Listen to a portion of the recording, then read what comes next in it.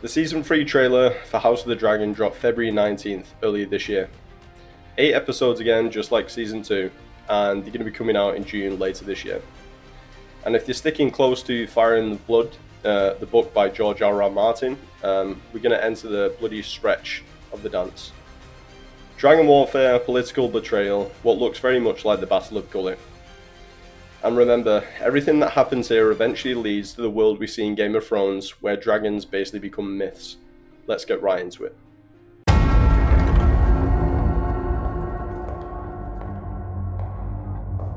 Where were you? Alicent came to Dragonstone. She will open the gates of the Red Keep and surrender to me. You cannot trust her. We open quietly. Rhaenyra Targaryen reveals that Alicent Hightower offered to open the gates of King's Landing. If that's genuine, the war ends before it fully erupts. No dragonfire, no sack of the capital, just legitimacy. But in Fire and Blood, peace during the dance never survives mistrust. Pride always poisons it. And here's the Game of Thrones connection. When we meet Daenerys centuries later, she constantly talks about breaking the wheel. But what is this? This is where the wheel truly starts grinding itself down. Rhaenyra doesn't look hopeful, she looks trapped. This feels like a last exit before catastrophe strikes. Cut to Jacaerys Velaryon, and the tone sharpens instantly. He doesn't trust Alicent, he sees a trap. In the book, Jace is politically capable, securing alliances, flying north, thinking long term, but he's young. And youth in this war equals escalation. He rides Vermax, not the largest dragon, but in naval warfare, size isn't everything.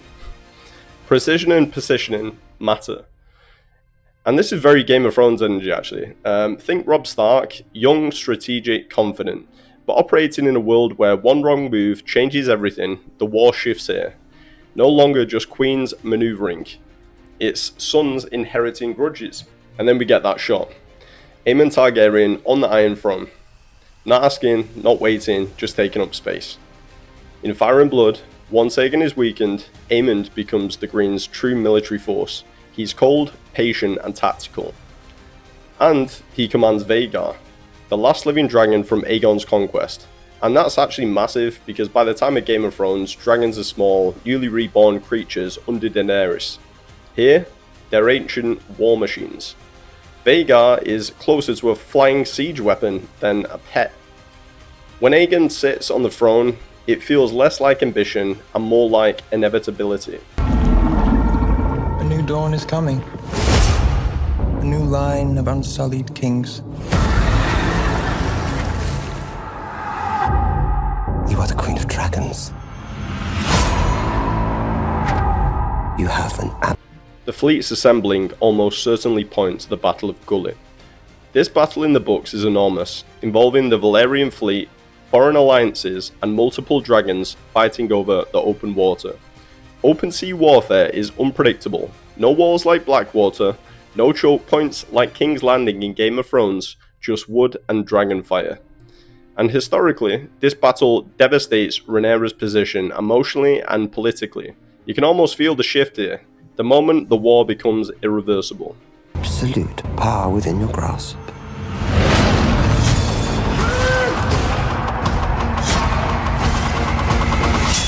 And then we hear it, Dracarys.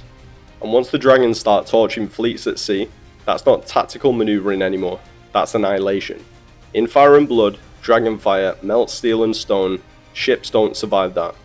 Some people also say that dragonfire melts steel beams. Here's the big Game of Thrones connection. By the time we reach Season 1 of Game of Thrones, dragons have been gone for over a century. People think that they're actually fairy tales.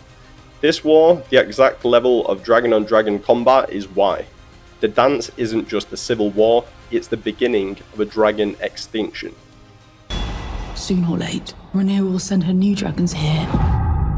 It would be the end.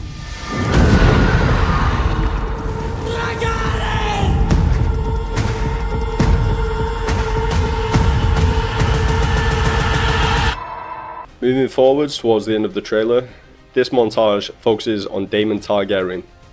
Daemon, as we know, thrives in volatility. He carries Dark Sister, one of the few Valyrian steel blades left in Westeros. And if you remember in Game of Thrones, Valyrian steel becomes priceless against White Walkers. Here, it's a symbol of old power. And in the source material, Daemon eventually takes part in one of the most legendary dragon confrontations in Targaryen history. So when you see him charging into battle here, it feels like the board being set. This is the moment you become queen. And then it slows. Rhaenyra looks worn down. Alicent looks shaken. The dance isn't about clean victories, it's about generational damage. In Game of Thrones, the Targaryens are a broken memory. Mad kings, exiles, lost glory. That fragility starts here. This is where that house that conquered Westeros begins to hollow itself out from the inside. The pounding door, the screaming, the reflection of fire in Rhaenyra's eyes. In Fire and Blood, prolonged war changes her leadership dramatically. And if you think about Daenerys in Game of Thrones, the pressure, the isolation, the sense of destiny, you can see the ancestral parallels. When Targaryens feel cornered, they don't retreat, they escalate. This season doesn't feel like a victory arc, it feels like a tragedy unfolding in slow motion. Team Black runs on legitimacy and bloodline. Rhaenyra was named heir, the realm swore to her. Add Daemon's unpredictability and Jacaerys' pushing strategy and you have conviction driving every decision. But conviction without restraint, that's wildfire. And we've seen in Game of Thrones how quickly power built and emotion can spiral out of control. And on the other hand, Team Green operates from institution. Aegon was crowned, the capital is theirs, the faith supports them. And now Aemond steps forward as the calculating force behind the throne. If this becomes attrition instead of spectacle, their structure may outlast raw passion. But here's the question, if Aemond wins, does Westeros become stable? Or does it become the kind of brittle stability that eventually produces kings such as Aerys II? Because the Targaryen decline we see in Game of Thrones doesn't start with madness, it starts with internal fracture. To conclude, this isn't good versus evil anymore. Rhaenyra fights for inheritance, Aemond fights for consolidation. Daemon is chaos in motion, and Aemond is disciplined aggression. But you know what the real tragedy is? By the end of the dance in Fire and Blood, the throne stands still, but the dragons don't. And without dragons, the Targaryens slowly lose the very thing that made them untouchable. By the time we reach Game of Thrones, they're a fallen dynasty trying to reclaim a myth. Season 3 looks like a new chapter where that fall becomes irreversible. So what do you think? Did Rhaenyra miss the last chance at peace? Or is Aemond about to reshape Westeros in a way that echoes for centuries? Drop your predictions below.